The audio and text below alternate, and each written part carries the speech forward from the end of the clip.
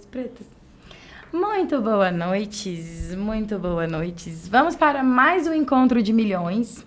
E falei para vocês e tenho falado no decorrer do mês que esse mês é um mês muito especial, porque a gente está trazendo um time masculino para poder falar um pouco das suas experiências, para poder partilhar um pouco dos ensinamentos, né?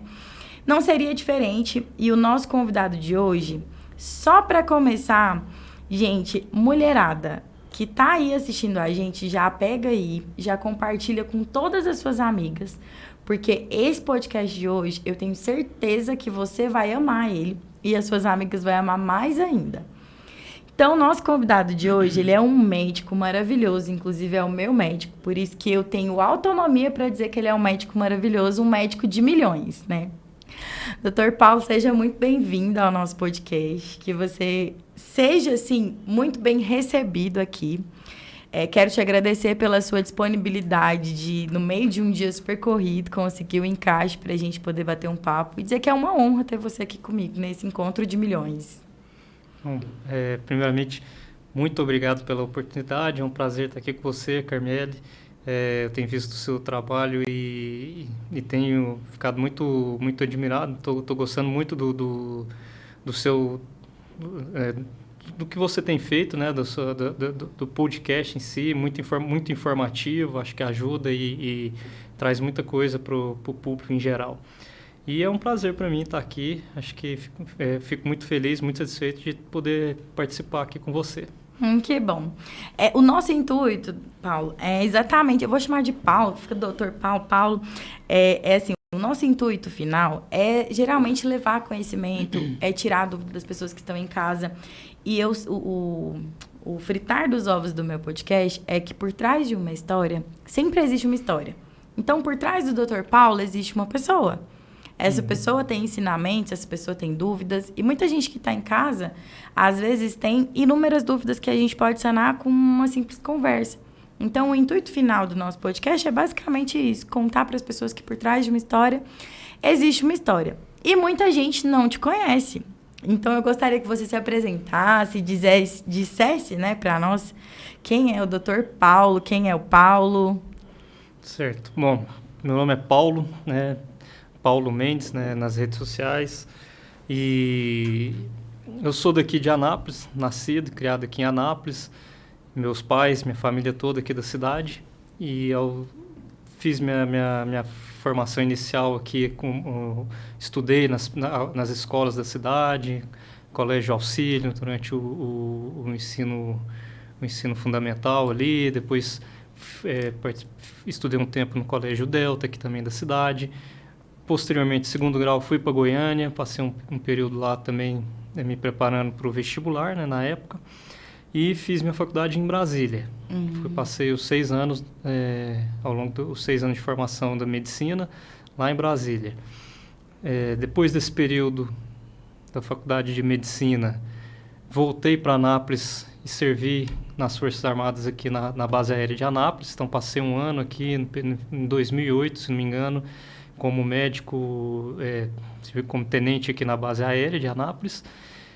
Logo após isso, fiz minha residência em cirurgia geral em Goiânia, no Hospital de Urgências de Goiânia, que é um pré-requisito para poder ser um cirurgião plástico. Então, é mais uma etapa nesse processo de formação, que é bastante longo, né?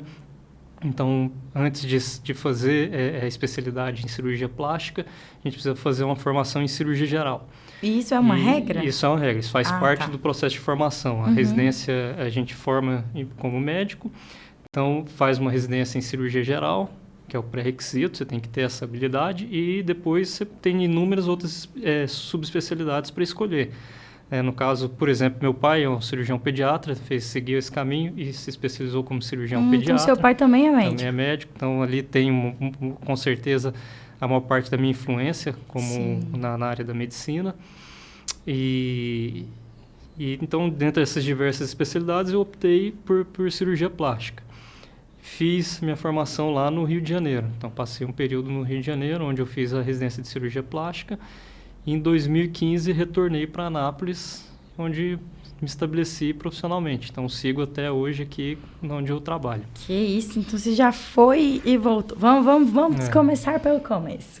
Por que medicina? Aí você já falou, né, que seu pai é médico e foi sua inspiração. Muito provavelmente, assim, com certeza, a influência, acho que a influência em casa é um fator importante. Então, sempre acompanhando, sempre vivendo essa realidade, acabou que foi um grande estímulo. Entendi. E quando você decidiu, e como você decidiu, eu atendi uma outra médica aqui, que ela era neuropediatra.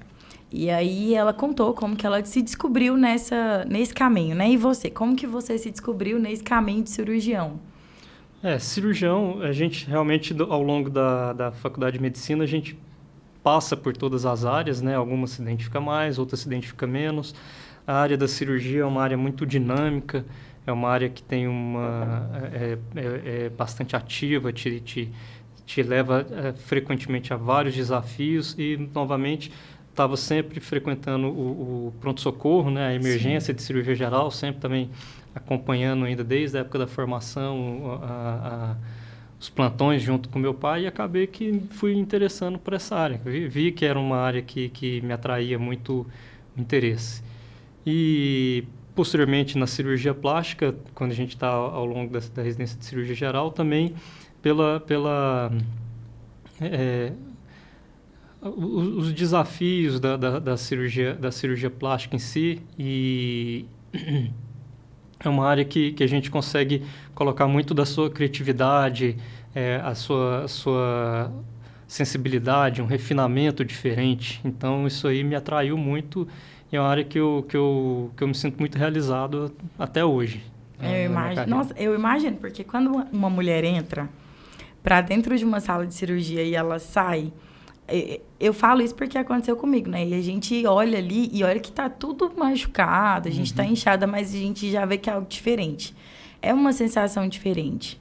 E isso, para você como médico, eu acredito que é uma sensação de realmente estar realizado, né? Porque você realiza sonhos de outras pessoas. Porque tem gente que eu imagino que entra numa sala de cirurgia lá para você poder operar, que ela tem uma bagagem emocional muito pesada, assim, muito triste, por inúmeros fatores.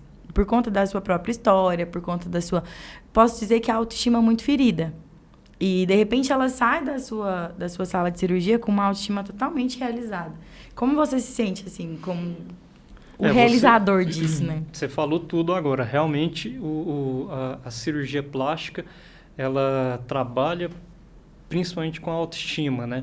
Então, existe, às vezes, um certo preconceito com a cirurgia plástica, como tratada, muitas vezes, como algo supérfluo. Sim. Né?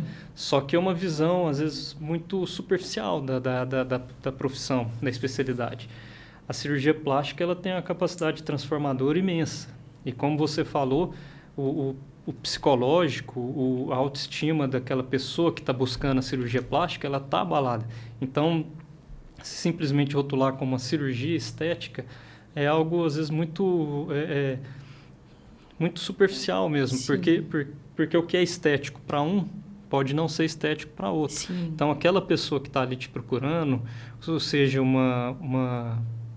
a maioria dos pacientes são público feminino, então homens também buscam bastante a cirurgia plástica, mas vamos citar exemplo como, por exemplo, uma mulher que teve ali seus 2, 3 filhos, teve toda a transformação do seu corpo, está se sentindo desconfortável sempre que se olha no espelho, sempre que está no momento de intimidade com o seu marido, com o seu companheiro, se sente muito, muito mal com aquilo. E, às vezes causa um sofrimento físico real, um sofrimento psicológico real.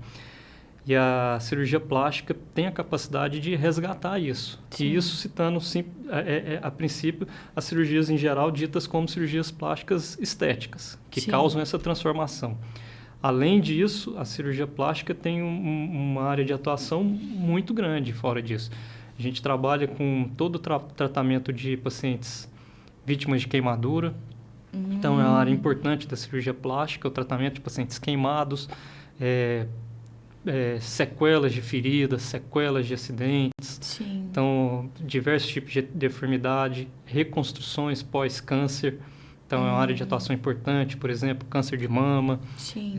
ou câncer de pele, câncer de diversas outras que geram uma deformidade. A cirurgia plástica também atua na forma de resgatar a forma e a dignidade, aquela sensação de estar mais completo, né? Sim. Então, de voltar fundamental. A viver. Exatamente. Então, é uma área muito ampla.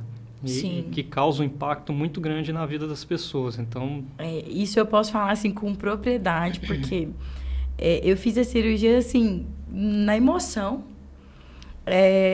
no calor da emoção, mas quando eu saí, hoje eu sou outra pessoa.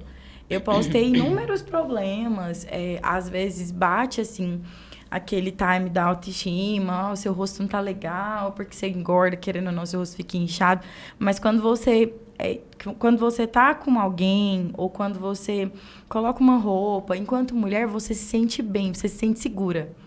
E é uma segurança que, não adianta, gente, eu falo por experiência própria, uma segurança que eu nunca tive. E depois da minha cirurgia, é uma coisa que, tipo assim, a minha segurança ficou totalmente realizada. Eu me senti totalmente... Tudo que eu tinha de insegurança em relação a mim mesmo, a olhar no espelho, a colocar um vestido justo, a colocar uma roupa mais elegante, a mostrar uma barriga, isso pra mim, eu não tenho o perfil de uma pessoa que mostra barriga, mas hoje eu não tenho problema. Hoje eu coloco um vestido justo e tá tudo certo. Mas isso era uma coisa que não acontecia antes. Por quê? Porque eu colocava um vestido justo, isso aqui não tá bom, isso aqui não tá bom. E aí eu imagino para uma mulher que teve filhos, para uma mulher que é casada. É muito frequente, às vezes, uma paciente que passa por um processo de mulher ou homem, também é muito frequente, a gente busca no nosso consultório, passa pelo processo de emagrecimento, né? Sim. Então, perda de perda de grande quantidade de gordura, né?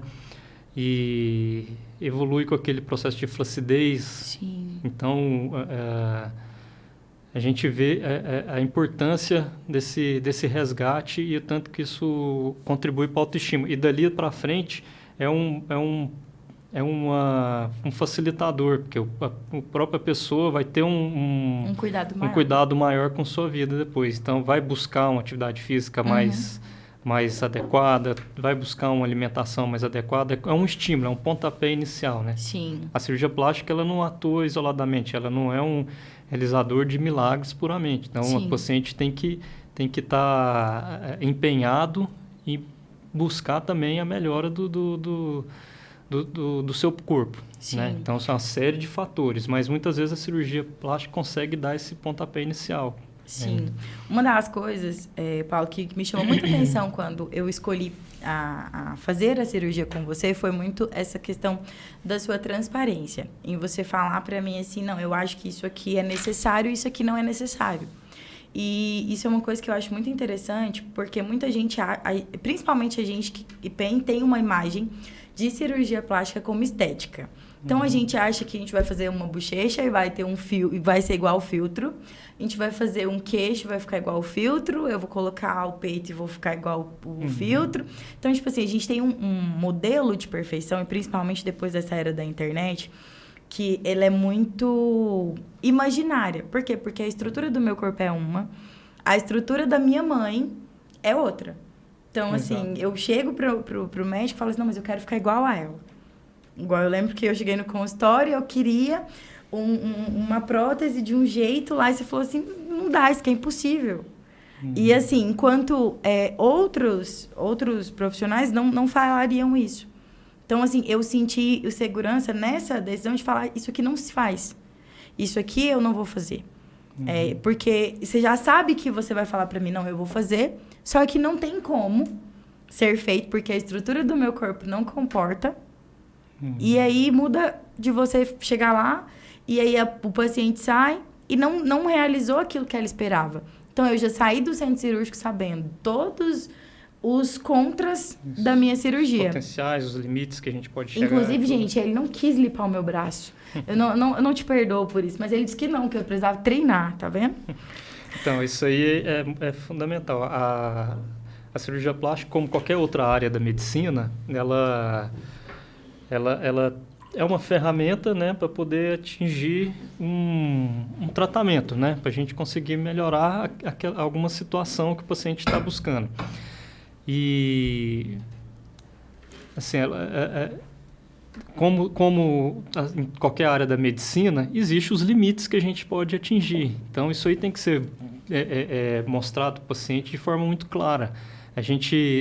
A técnica cirúrgica em si, a medicina, o desenvolvimento tecnológico que temos hoje, ele é muito bom, porém, existem limites. Então, durante a consulta médica, a gente consegue definir com o paciente até onde a gente consegue entregar um potencial resultado, né, com a cirurgia.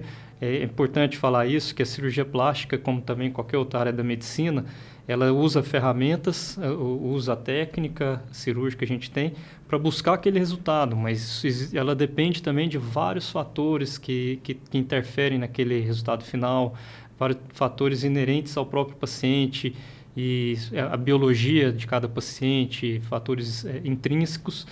E então a gente sabe que tem alguns limites, o paciente tem que ter essa realidade. Hoje, com as redes sociais, principalmente, a exposição do corpo com aquele padrão de beleza, muitas vezes inalcançável ou muitas vezes fake, né? Então, através de filtros, através de manipulações de imagem, isso causa um imaginário na cabeça do paciente e quando chega no nosso consultório, ele busca por um resultado que às vezes não é possível. Sim. Né? Então, o paciente tem que ter esse contato, essa orientação e saber o que pode ser realmente atingido, o que a gente pode entregar. E saber que o corpo humano, ele tem alguns limites e às vezes não é aquilo que está na rede social. Né? É igual você disse, tipo assim, é uma estrutura minha. Uhum. Por exemplo, eu sempre tive a cintura mais fina, o quadril mais largo. Não adianta eu querer não ter um quadril, porque já é meu. Então, assim, não tem como eu mostro uma mulher extremamente magra, sem quadril nenhum, e eu quero esse corpo, mas não adianta. Você não vai, eu não vou ter esse corpo porque não é o meu biotipo, não adianta. Então, isso acontece muito porque eu tinha isso na minha cabeça. E aí, você que recebe em consultório, eu imagino que você receba todo dia alguém assim, ó. Sim, eu quero esse corpo. Exatamente, isso é muito frequente. E é a hora que a gente tem que explicar para o paciente. Sim. Né? Que a gente não pode ficar preso a esses padrões determinados e, às vezes, inalcançáveis de beleza que a gente identifica. Mas a gente pode, conversando com calma e mostrando com calma, o que pode ser melhorado e até que ponto a gente pode atuar, né? Dentro da realidade. Uma coisa que, assim, a gente tem muita dificuldade é a questão de saber a diferença. Quando eu vou fazer uma cirurgia, e eu não sei se eu faço uma cirurgia de lipo, se eu faço um abdômen, se eu faço uma mini abdômen, e qual que é a diferença dessas? Uhum. Porque muita gente nem sabe. Porque às vezes fala assim, eu fiz uma lipo, mas com corte ou sem corte? Uhum. Eu, não, mas espera, a lipo não tem corte. Sim, são confusões que é frequente, realmente, que o público em geral às vezes não tem esse entendimento exato, mas existem algumas indicações para cada caso, né? No caso, a gente, a lipoescultura, ela é indicada para tratamento de áreas de gordura localizada, para a gente tentar melhorar aquela definição do contorno corporal. Então, um ponto importante que eu explico bem para os pacientes também, a lipoescultura, na maioria das cirurgias plásticas em geral, é importante estar dentro de um peso, uma média de peso adequado, porque se tiver com um desvio muito grande, um peso muito acima do ideal para a sua altura, o resultado estético não vai ser possível, vai ser muito limitado. Então, o paciente também tem que ter essa consciência que a cirurgia plástica pode ser feita, mas dentro de alguns critérios, né?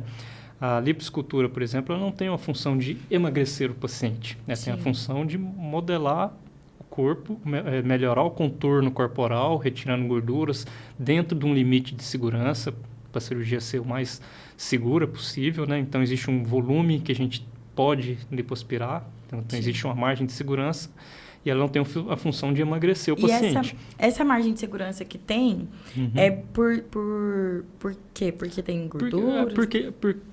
porque acaba espoliando o corpo, né? Então, Entendi. espoliando o organismo. Então, existe um limite de segurança para a gente não ter aumento dos riscos de complicações. Entendi. Né? Uma perda sanguínea maior ou alguma coisa, alguma lesão que Entendi. foge da segurança. Então, existe isso estipulado, os critérios que são definidos cientificamente. Então, a gente tem que seguir todos esses parâmetros.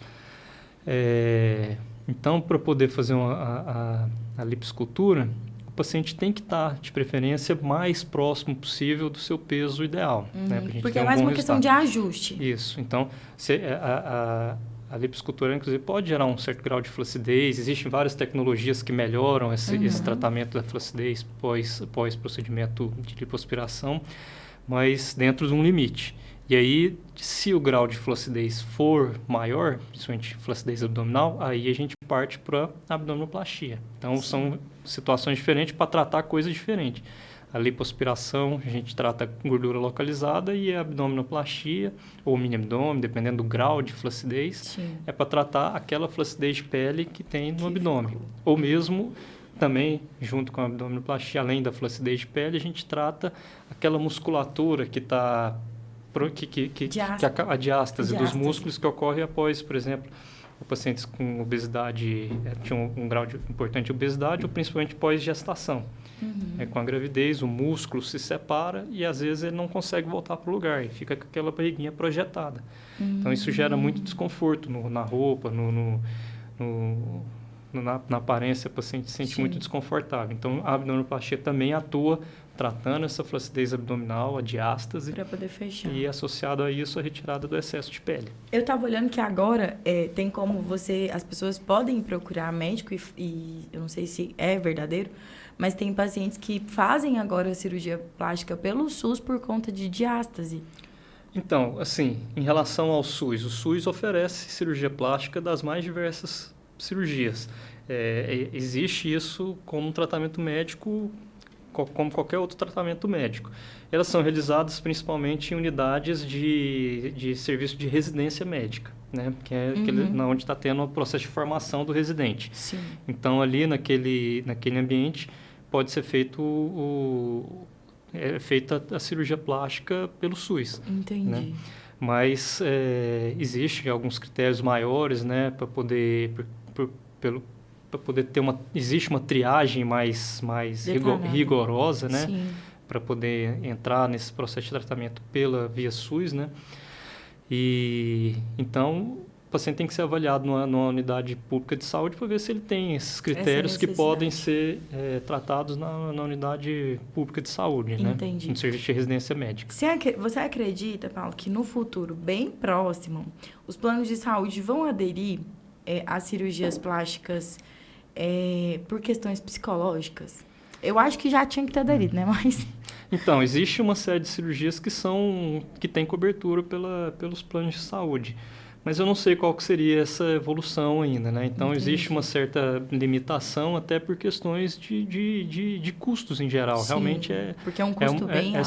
Sempre são dois lados que estão tratando dos interesses. Então, o paciente que deseja seu tratamento, o plano que tem que ter uma otimização dos custos, porque senão ele é repassado para os demais pacientes. Sim. Então, alguns procedimentos mais ditos estéticos, né, considerados dessa forma, eles têm uma certa dificuldade de entrar naquele rol de cirurgias obrigatórias definidas para a Agência Nacional de Saúde Suplementar, né?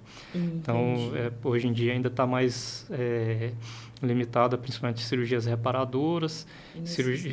Isso inclui também cirurgias de pós-grandes perdas de peso, pacientes pós-bariátricos.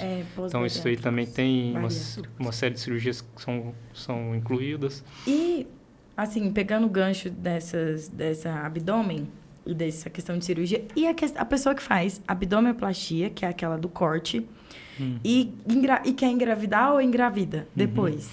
Então, a cirurgia em si não interfere em nada com a gestação futura. Então, o paciente operou, fez Mesmo ela sendo de corte? mesmo sendo a abdominoplastia clássica, que é aquela que tem um corte, né, naquela região inferior do abdômen, ali na altura de uma cesariana, mesmo fazendo a sutura dos músculos ali para tratar diastase. Então, uma cirurgia tradicional não prejudica uma gestação futura, não interfere, não tem problema. Mas perde o resultado cirúrgico, né? Então, se não vai prejudicar o bebê nem a mãe, no caso de uma gestação pós uma abdominoplastia, por exemplo. Sim. Mas ela perde o resultado cirúrgico, né? Então, ela pode, infelizmente, perder aquele resultado estético que alcançou com a cirurgia, aí Entendi. ser necessário Então, de por um isso outro procedimento que cirúrgico. é mais indicado fazer uma lipo, quem não teve filho, e deixar para fazer abdômen depois? Não, ou mas isso depende do exame físico. Então, tem Entendi. pacientes jovens que, às vezes, nunca teve um filho, mas tem um grau de flacidez grave. Então, a lipoaspiração não resolve a flacidez. Pelo contrário, pode piorar o grau de flacidez. Então, uma coisa não exclui a outra. Então, a lipoaspiração, ela não tem resultado, ela não trata a flacidez de pele. Entendi. Então, não tem como. Tipo assim, hoje, fazer uma lipo e tratar a flacidez. Existe algumas tecnologias que melhoram essa retração de pele. Então, em alguns casos, uma flacidez mais leve, um pouco moderada, pode ser que tenha um bom resultado com essas tecnologias, tipo a lipoaspiração associada ao laser, ou Renuvium, que é outra tecnologia, tem uma série de outras tecnologias disponíveis no mercado que estimulam a derme e aumenta a retração cutânea. Né? Então, essas tecnologias melhoram o procedimento de retração, porém, também a resposta é individual de cada paciente, não dá para a gente quantificar, não dá para saber qual vai ser exatamente a sua resposta final. E essas tecnologias também não fazem milagre. Então, se o paciente tiver uma indicação precisa de abdominoplastia, por exemplo, ela vai ter que fazer. Não adianta só a tecnologia, Por isso infelizmente. que eu gosto do Dr. Paulo, porque ele fala mesmo assim, ó, gente, isso aqui não faz milagre. Exato. Então, tem que... Porque às vezes a gente fica tão preso nisso, de que, não, mas é porque vai dar certo. E chega, não acontece. Mas porque, igual você falou, não tem como você fazer milagre em coisas que, tipo, você não sabe a resposta. Porque eu acho que uma cirurgia plástica, principalmente, por mais que você, enquanto médico, se dedique ali, você não sabe como vai ficar. Porque como o corpo da pessoa vai responder, como que vai ser a massagem que ela vai fazer, se ela vai usar a cinta do jeito certo, se ela vai usar a tala do jeito certo. Tem tudo isso que engloba no resultado que depois só sobra para o médico. Isso também, claro que influencia, né? A gente tem a técnica cirúrgica que já define uma boa previsão do resultado, né? Então, a gente já consegue ter uma noção boa de possibilidades que a gente consegue atingir com aquele paciente, mas tem realmente todas essas variáveis que influenciam o resultado final, né? Então, uma série de fatores. Olha, pergunta que eu tenho certeza que todas as mulheres de casa, inclusive eu daqui que já fiz cirurgia, mas eu já quero saber como é que eu faço para ter aquela barriga da Virgínia? Depois de 2 filhos, uma barriga negativa daquela, traçada daquele jeito. Doutor, como que faz? Provavelmente uma série de fatores. Eu não sei o que ela fez, não sei qual o tratamento que foi feito, se ela fez plástica, se não fez, se não acompanha a carreira da Virgínia, assim, pessoalmente, não cheguei a ler o que foi feito de cirurgia plástica nela, né? Eu nem li também. Então, realmente, eu não sei os dados reais do que foi feito com ela. Mas pode ser que tenha sido algum procedimento cirúrgico, ou uma lipoescultura, ou uso associado de uma série de tecnologias que vão se somando para ter um resultado cada vez melhor. E, pelo que eu já observei nas redes sociais, eu creio que ela também tem um bom estilo de vida em relação à dieta, atividade física, treinamento adequado. Então, tudo isso soma para atingir aquele resultado que ela tem. Tá vendo, então, né, gente? Então, não adianta comer pizza, sem treinar. Cirurgia plástica sozinha, não faz ela ajuda muito, principalmente no momento inicial, mas para poder manter um bom resultado a longo prazo e melhorar ainda mais o resultado pós-cirúrgico, o paciente tem que fazer a parte dele. Então, tem que pegar firme. Isso que precisa mesmo, porque depois você fica assim, não acredito. E quando se trata de lipo normal, lipo HD, lipo LED, lipoaspiração, é a mesma coisa, é diferente? Então, não é? Como que é isso? Porque tem gente que fala assim, eu fiz lipo. A outra fala assim, não, eu fiz lipoescultura. Aí a outra fala assim, não, mas eu tenho lipo LED. E aí você põe todo mundo com a mesma barriga e pra mim tá todo mundo igual. A maioria das vezes são nomes, termos usados principalmente em redes sociais para poder designar coisas muito parecidas. Então, a técnica cirúrgica é basicamente a mesma para todos esses casos, né?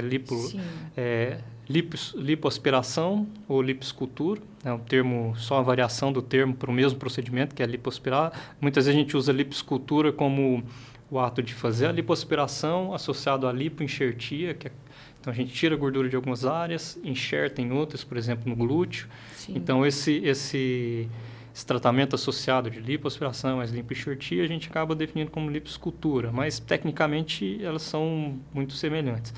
A lipolade, o lipo de definição, são os termos usados para isso, é quando a gente usa a técnica cirúrgica que envolve a definição, a gente procura definir melhor as curvaturas da musculatura, né, do abdômen, em relação aos planos de sombra e luz. Então a gente tenta acentuar isso, definir melhor essas curvaturas normais da musculatura e do abdômen através da técnica cirúrgica, né? Então, realizando uma lipoaspiração às vezes mais acentuada em áreas de maior depressão, deixando outras áreas com uma projeção maior para dar aquele contorno mais definido do abdômen. Então, essa é a diferença. Então, entendi. E, da mesma forma, o paciente que tem o desejo de fazer uma lipoaspiração, às vezes de definição, ele tem que fazer a avaliação médica, porque não é uma cirurgia que cabe para todos. Então, tem também os critérios que o paciente tem que ter indicação para isso. Então, fora a lipo, existe uma cirurgia de definição. Tipo a que o Caio fez.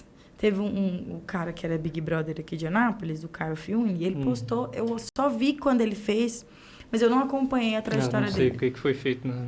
Ele fez uma de ter barriga de tanquinho. Sim, assim, existe esse procedimento que é exatamente isso. É um tipo de lipoescultura em que se faz a lipoaspiração mais acentuada em áreas de depressão e muitas vezes nessa lipoaspiração de alta definição mesmo, pode ser utilizado, inclusive, enxerto de gordura na musculatura, para aumentar a definição dessa musculatura. Então, são técnicas cirúrgicas buscando uma definição melhor da musculatura do paciente. Inclusive, dá para fazer nas pernas?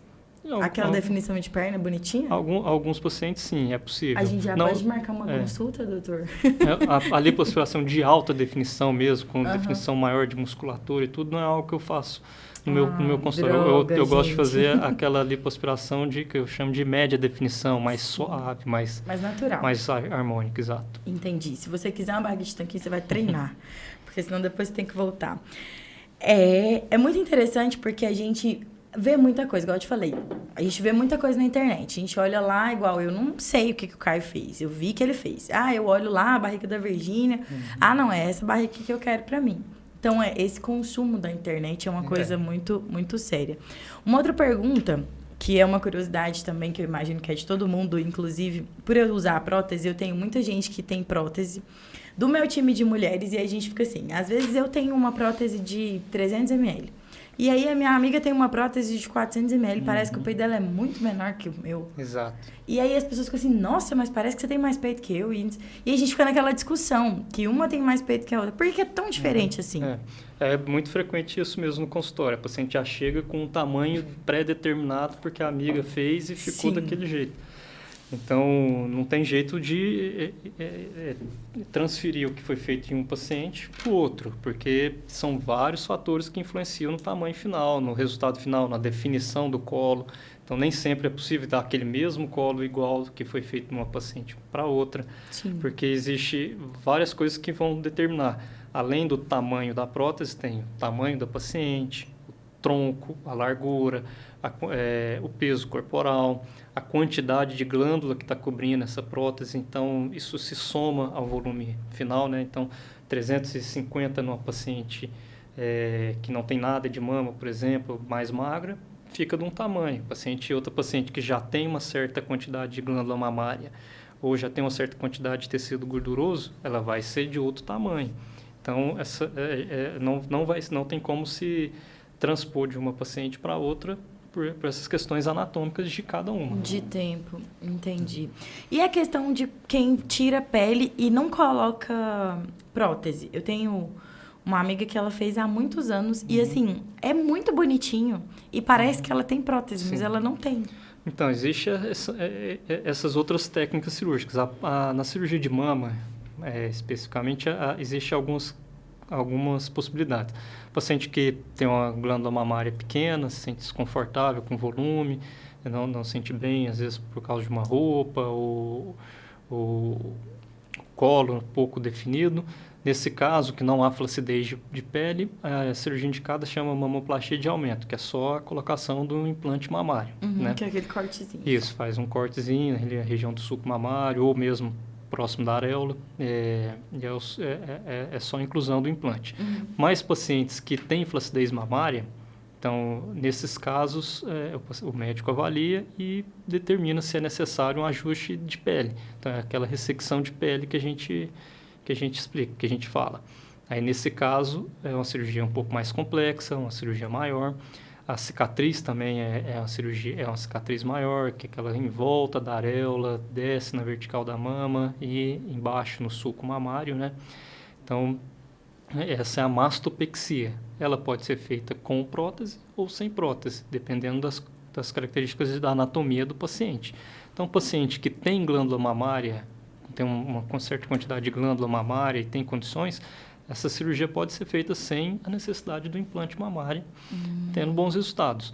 Então, tanto com o implante ou sem, existe pós e contras. Então, durante o atendimento, a gente explica para o paciente as vantagens de um, as vantagens de outro e quais as possibilidades para aquele paciente, né? Entendi. Gente, e é muito engraçado, a gente fica preso, às vezes, muito no que o outro faz, mas a identidade, e ele vai falando isso procedimento por procedimento. Se eu perguntar outro procedimento que ele vai falar a mesma coisa, que depende muito, no fritar dos ovos, do que a pessoa tem, qual que é a anatomia do corpo dela, como que funciona. É muito incrível isso. Você estava falando que tem muito paciente que coloca por questões de câncer mesmo, né? Para poder colocar a mama. E como que é? A cirurgia, ela é normal? Como se você fosse fazer para uma pessoa que não teve câncer? Não, a cirurgia de reconstrução mamária pós-câncer de mama são procedimentos mais complexos, sem dúvida. Envolve muitas vezes múltiplas cirurgias para poder atingir um contorno corporal para poder o paciente ter uma qualidade de vida melhor.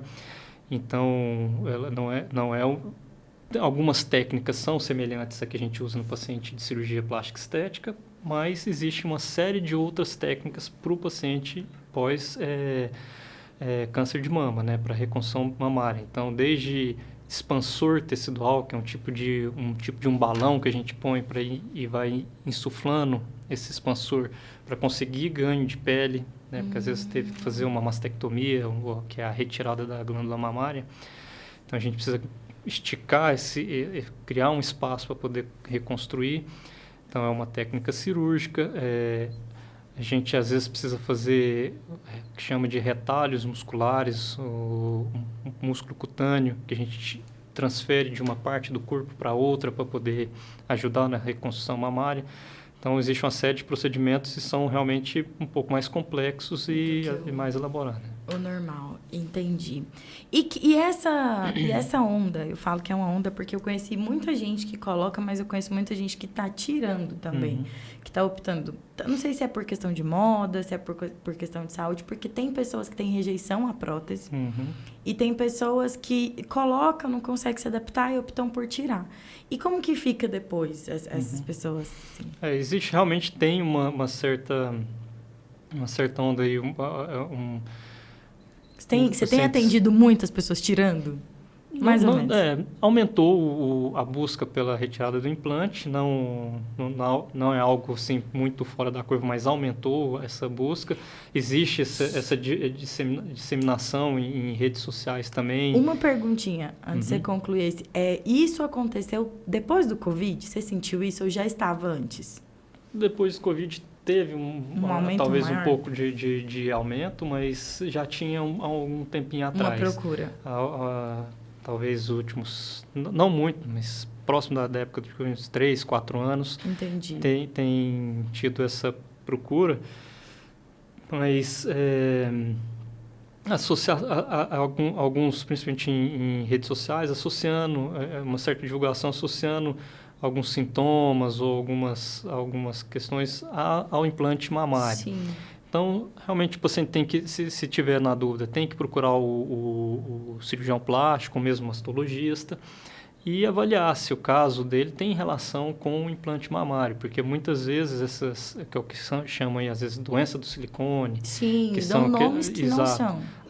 Nem sempre está relacionado. Na verdade, a doença do silicone em si, que é essa reação ao implante mamário, é uma situação extremamente rara, né? Da mesma forma que é o mesmo tipo de doença que está associada a outros tipos de situações, como uma vacina, Sim. você sabe. Então, às vezes uma vacina, uma doença autoimune, um implante qualquer, um produto que o paciente tenha tido contato, e algum fator desse desencadeia uma reação imunológica, e que gera uma série de sintomas, né? Queda de cabelo, cansaço, dores articulares, uma fraqueza crônica, são alguns sintomas muito inespecíficos que nas redes sociais tem criado um alarde imenso, associando-se ao silicone. Na verdade, é uma situação extremamente rara, que eu disse, muito pouco definida, e que pode, como são sintomas muito inespecíficos, estão relacionados a várias outras coisas. Então, muito confundidas, por exemplo, com sintomas de depressão, fibromialgia, e às vezes se confundem. E aí acaba que a prótese mamária pode levar a culpa. Por uma coisa que ela não tem. Isso, então tem que ser bem avaliado. A síndrome mesmo autoimune relacionada ao silicone, ou a vacina, ou qualquer um desses produtos que desenvolvem ela, é muito rara. Né? Então, é um paciente que tem uma predisposição genética a isso, que em contato com esse alérgeno, né, desenvolve essa reação autoimune. Entendi. Quando eu fui pesquisar sobre essas coisas, porque as pessoas falam muito, né? E é realmente muito interligado a essa questão de depressão. A pessoa... E eu não sei, né? Talvez eu seja até... assim, crua mesmo para falar, porque eu não faço a mínima ideia e tá longe do meu entendimento isso, mas a sensação que dá é que as pessoas fazem a cirurgia, elas não ficam satisfeitas, tipo assim, porque eu coloquei o peito e aí eu tinha eu dormia de bruço e essas coisas, e depois, querendo ou não, é uma prótese, é diferente. E aí quando ela não quer, tipo assim, assumir, não, eu só quero tirar. Porque não gostou daquilo, aí começa a ter desencadeia um pensamento depressivo por outras coisas, e aí acaba que, igual você disse, o silicone acaba pagando o pato de uma coisa que ele nem sabe. É um universo bem mais complexo, né? Que tem que ser bem avaliado. Às vezes pode ser vários outros fatores emocionais, fatores de outros problemas do dia a dia, que às vezes acaba sendo acreditado no implante. Sim. E a gente cai lá realmente tem surgido essa divulgação em redes sociais, mas criando um certo alarde, um pouco assim, além do que realmente é na realidade. E uma coisa que... E assim, a gente nada, e morre naquilo que as redes sociais pregam. É muito engraçado porque e eu falo isso porque eu trabalho com rede social e eu consumo rede social o dia todo. E nós estamos totalmente presos àquilo que a internet passa. No começo desse ano, quando eu descobri o processo todo da minha doença, foi muito engraçado, porque no dia 1º, quando eu tive manchinhas pelo corpo, eu pesquisei e eu tive os movimentos atrofiados. E aí foi muito engraçado, porque em 24 horas eu tinha certeza que eu ia morrer. Por quê? Porque eu pesquisei em todos os aplicativos, a gente pesquisa no Instagram, e a gente pesquisa no Google, a gente pesquisa no acadêmico. Então, assim, na minha cabeça eu tinha meningite e eu tinha 24 horas de vida. Aí depois que passa e tudo, e você sobreviveu e você olha para trás, você vai vendo o quanto a internet ela mata o seu psicológico. Às vezes, eu falo, eu tenho uma tia que ela tá com câncer. E até ela saber do câncer, ela estava bem. Ela estava ótima. E aí, quando ela ficou sabendo que ela tinha câncer, acabou. Uhum. Tipo assim, ela foi... E aí ela já ficou triste, ela já ficou desmotivada, e um monte de coisa. E eu, meu Deus, mas assim, você tava bem ontem. Uhum. Você não sentia nada. E aí, depois que ela ficou sabendo, ela passou a sentir muita coisa. Aí, enquanto isso, uma outra vizinha minha, ela descobriu há muitos anos atrás que ela tinha o câncer na mama. E o médico falou pra ela que tinha câncer, e ela olhou pro médico, tipo... Eu não sei o que que é. Pra ela, ela não tinha noção do que era. E aí, o médico falou que o caso dela era grave, ela fez o tratamento, ela tirou o peito e pronto. Ela viveu, ela não tem nada hoje, ela tá 100% curada. E assim, mas eu falo que o que mata muitas pessoas é o psicológico. Sem dúvida, o fator psicológico, ele consegue te pôr para cima ou te deixar para baixo, realmente, e isso evolui muito qual vai ser a sua resposta à doença, né? Sim. Então, faz muita diferença, gente, porque literalmente, quando você descobre qualquer doença que seja, se você, você abraça ela como se fosse um fardo... E é importante ter o apoio emocional. Então, existem os profissionais, então, o tratamento psicológico bem feito, se estiver sentindo essa necessidade, então é fundamental e dá um bom apoio. E sim, até mesmo antes de você passar por às vezes você gosta... Pessoa, por exemplo, que coloca um silicone, gosta de silicone, gosta daquilo que fica, mas às vezes por pesquisar na internet e por a internet ter alarmado e estar numa fase de ter colocado isso numa proporção muito maior do que é. Então, às vezes, é só uma questão de, tipo assim, da pessoa procurar um psicólogo. Isso, é bom antes tem que conversar, né? Não é só ficar preso naquela loucura de rede social, algum influenciador específico ou outro. Então, de certa forma, é um pouco tóxico, né? Então, tem que ter um tratamento mais sério e mais cuidadoso. Literalmente. Paulo, e hoje, assim, se você fosse falar, você atua em todas as áreas quando se trata de estética, como é que é? Qual que é o seu segmento mais específico hoje? Então, a cirurgia plástica, ela é uma especialidade bem ampla, né? Sim. Então, inclui vários segmentos. Mas acaba que o grande fluxo, o fluxo maior que a gente recebe no consultório é cirurgias de mama, lipo, abdômen. Então, essas são realmente as cirurgias mais procuradas e acaba que faz parte mais da rotina do dia a dia, né? Entendi. Então, acho que são as cirurgias que eu estou mais frequentemente fazendo. E você, assim, números de desafio, assim, todo dia é um desafio diferente? Né? Nenhum paciente é igual ao outro. Cada dia a gente aprende tem uma surpresa e um desafio. A cirurgia não é uma receita de bolo você simples, chega ali, que você aprende chega e pronto, tá não. Pronto. É um desafio constante. Nossa, eu imagino, porque gente, é muito... por exemplo, quando você entra para uma cirurgia de manhã... e termina só à tarde. Acontece várias vezes. E aí você fica aquele tempo inteiro com o corpo ali na sua frente, tipo... É uma coisa que não dá para explicar, é só você que vive. Para quem não está habituado, então realmente... Para a gente parece algo muito cansativo. Então, mas faz parte da nossa rotina, da mesma forma que é para algum outro profissional de outra área, está habituado com a sua rotina específica, né? Então, a gente tem já um certo costume com essa rotina nossa, né? Gente, pensa, você ficar horas e horas... eu acho que cada um tem um dom, sabia?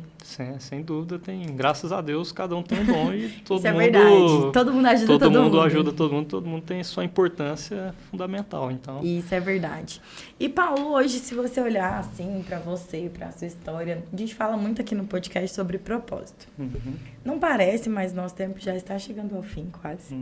Mas eu queria saber o que o Paulo entende de propósito e qual é o propósito do Paulo, assim, nessa vida. Porque a gente fala muito aqui no podcast que a gente vem para o mundo com um propósito. E você já encontrou seu propósito? Não sei se... Nunca, acho que talvez nunca tenha parado para poder refletir sobre um propósito Você está trabalhando específico. Demais, Paulo. Mas eu acho que propósito é conseguir desempenhar o que eu faço, tanto da parte profissional quanto da parte familiar, da melhor forma possível, do jeito mais honesto possível, tanto em casa quanto no trabalho, e poder realizar minhas atividades de forma a poder contribuir com quem está ali junto comigo, tanto o paciente que está buscando um tratamento, ou no nosso dia a dia, em casa, né? Nossa família, filhos, pais. Então, a gente poder estar sempre buscando a melhora daquele ambiente que a gente vive, né? Construir algo para melhorar o ambiente que a gente vive e a sociedade em geral. Então, trabalhar de forma honesta, né? Procurando fazer o bem. Sim, e isso é muito importante, porque hoje a gente encontra muitas pessoas que não estão preocupadas com o básico. Porque isso que você falou é o básico da vida. Quando você encontra pessoas que faz o básico. O Dr. Fred esteve aqui e a gente conversava muito sobre isso. E ele falava o quanto é difícil a gente fazer o básico. E quando você encontra uma pessoa que o propósito dela é fazer o básico, é fazer o meu trabalho honesto, fazer com que a minha família seja leve, as coisas à minha volta, elas aconteçam e de uma forma honesta, de uma forma justa, isso é uma coisa muito bacana. Porque hoje as pessoas estão tão preocupadas com propósitos grandes que às vezes elas esquecem dos propósitos pequenos. Sim, eu acho que a mudança que a gente faz naquele nosso ambiente de dia a dia, de convívio, se a gente conseguir transformar ali aquele ambiente em algo saudável, alegre e, como eu disse, sempre de forma honesta, sempre pensando que você não está prejudicando. Mas desse tanto, como é que você transforma um lugar alegre, assim, sério, desse tanto? Gente, ele é muito sério. Nervoso por isso. Ah, tá, ele tá nervoso. Não, mas isso é normal. No primeiro dia, eu começava o podcast falando assim, gente, então eu tô muito nervosa. E hoje acontece naturalmente. Mas é muito interessante isso que você falou. E, assim, é muito nítido que as pessoas que estão... Até mesmo porque se estão à sua volta, porque você leva isso. Você partilha dessa alegria, você partilha dessa leveza e dessa segurança. Porque se você não levasse, de fato, essa segurança, você não teria tantos pacientes. Eu tenho inúmeras amigas que fizeram consulta com você, inúmeras amigas que fizeram cirurgia com você e que, tipo assim, te amam de paixão, porque o resultado foi fantástico.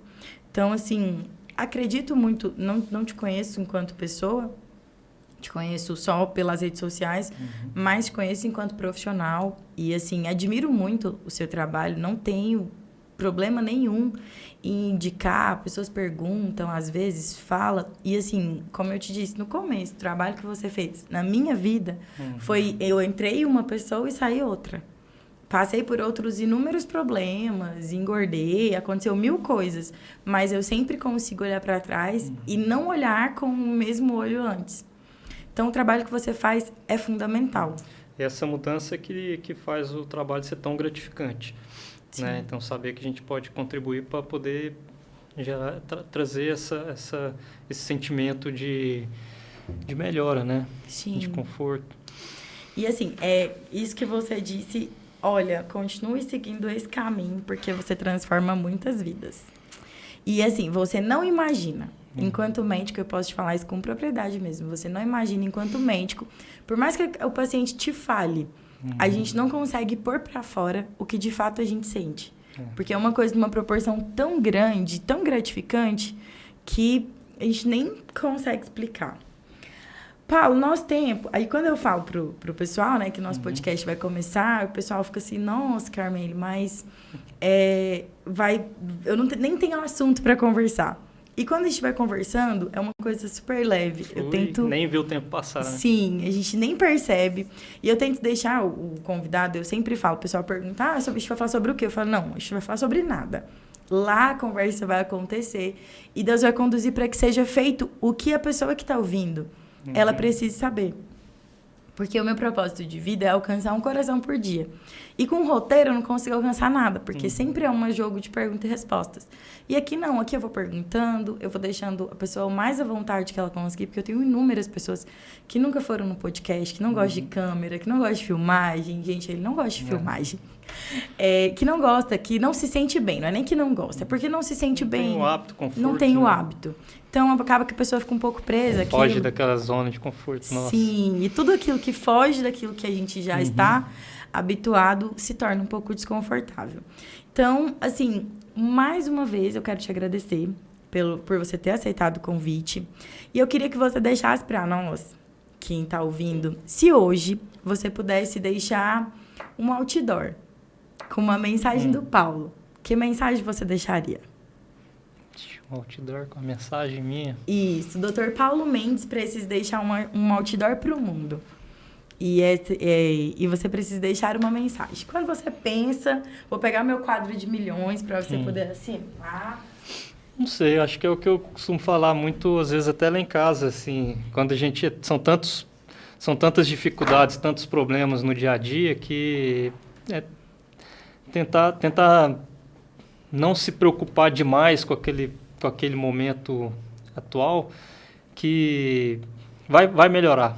Então, não se estresse muito com aquele momento. Vai passar. No final vai dar tudo certo.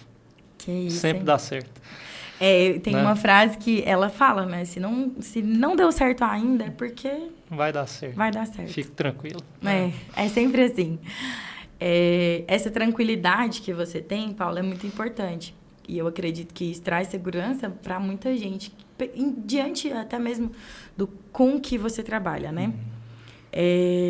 Como eu disse, muito obrigado por participar do nosso Encontro de Milhões, por estar aqui, por ter vindo disponibilizado aí depois de um dia corrido, depois de cirurgias, ter vindo aqui partilhar um pouco de você, da sua história, do seu sagrado, porque eu falo que quando eu convido uma pessoa e ela se dispõe a vir aqui, ela me dá um pedaço da vida dela, porque eu falo que tempo é vida. Então, quando você tira 1 hora da sua vida para dar para mim, eu me sinto muito importante. Então, quero te agradecer. As portas estão abertas para você voltar, para a gente falar sobre inúmeros assuntos. Eu acho que se a gente fizer um encontro só para falar sobre seios, um encontro para falar só sobre barriga, tem assim, muita coisa para conversar. Muita coisa para conversar. Então, sinta-se com as portas abertas para a gente voltar, para conversar sobre tudo e qualquer coisa. Porque o nosso encontro é para ser assim, é para ser leve, porque é um encontro de milhões. E, bom, eu só tenho a agradecer também o convite. Para mim, foi um prazer passar essa hora aqui com você. Foi tranquilo, bem leve, como você disse. E você consegue deixar o ambiente leve. Você tem uma simpatia imensa que todo mundo admira. Então, estou muito feliz, fico muito satisfeito. Espero as próximas oportunidades. Que bom, fico feliz. Vou deixar meu quadro aqui para você registrar que você esteve por aqui. Porque todo mundo passa aqui, deixa um registro aqui do nosso Encontro de Milhões. E, gente, para você aí, né, que acompanhou nossas dúvidas... antes de você assinar, conta pra gente onde que você atende, onde que essa mulherada te encontra, né, que é o principal. Sim, pode acessar as redes sociais, né, o Instagram, do Dr. Paulo Mendes, que ali tem as principais informações, tem o link para agendamento de consulta, e eu atendo ali no Centro Médico do Hospital Ânima, onde é o meu consultório. Costumo operar principalmente no Hospital de Queimaduras de Anápolis, então um hospital muito bom aqui na cidade onde a gente faz nossas cirurgias, extremamente bem estruturado, um ambiente muito seguro, então tá todo o suporte para o nosso paciente. Sim. Então esses são os locais que eu atuo. Ótimo. Então, para você aí, mulher linda, maravilhosa, que quer ficar ainda mais linda, ou que quer saber, porque muita gente às vezes não procura um cirurgião por dúvida. Eu acho que eu não preciso de uma cirurgia plástica, ou eu quero fazer, não tenho coragem, ou eu tenho medo, ou inúmeros fatores. Marca uma consulta com ele, conversa, tira suas dúvidas. Às vezes, nem sempre a gente vale a pena ficar com a vontade, né? Não custa nada você fazer uma consulta, examina seu corpo, faz uma avaliação, vê o que seu corpo pede, vê o que você quer. Porque para cuidar de você, gente, vale a pena. Então, para você, mulherada aí que assistiu o nosso Encontro de Milhões, pode chamar ele no Instagram. O Instagram dele tá marcado lá na nossa foto. Vai estar marcado no meu perfil também. E só pesquisar lá rapidinho, Dr. Paulo Mendes. vocês vão encontrar ele, tem muita informação. Então, para você aí que quer ficar ainda mais bonita do que você já é, porque só de você existir, você pode ter certeza que você é linda. Então, você pode procurar ele, que ele vai te deixar ainda mais linda. Se não, ele vai te dar dica de milhões. E acredite, gente, se ele achar que você é linda e não precisa de uma cirurgia, ele não faz. Ele é um profissional que ele literalmente... Ele não faz um trabalho por dinheiro. Isso é uma coisa que me admira muito, sabe? De ser um profissional que você não atende. Às vezes, a mulher chega com um corpo lindo e ele fala, não, você não precisa fazer nada. É o que eu falei, é trabalhar sempre com honestidade. Esse é o fator que tem que guiar. Então, sim. Tá vendo, gente? Meus convidados são de milhões. Não é por conta de nada, não, mas meus convidados são de milhões. E o nosso encontro chega ao fim, mais uma vez. Quero agradecer o pessoal do estúdio da TBO, que tá aí sempre com a nossa parceria de milhões, onde eles vêm para você que precisa de uma produção para sua empresa. Eles são os melhores. Então, você pode chamar ele lá, que vocês vão gostar muito do trabalho deles. E nessa semana ainda, a gente tem outro encontro de milhões com um cara que ele é muito querido em Anápolis. Inclusive, ele fez um evento recente para quem gosta de carros. Vocês já vão saber de quem eu tô falando. Então, vale a pena assistir o podcast com ele. Vale a pena assistir o encontro. E, mais uma vez, quero agradecer os novos inscritos, os novos comentários, o pessoal que tem comentado no meu Instagram, o pessoal que tem chegado. Quero agradecer as críticas, que têm sido críticas construtivas, que têm sido críticas desconstrutivas, desnecessárias.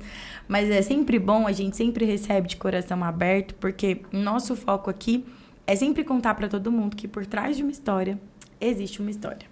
Certo? Então, um beijo para vocês e até o próximo encontro.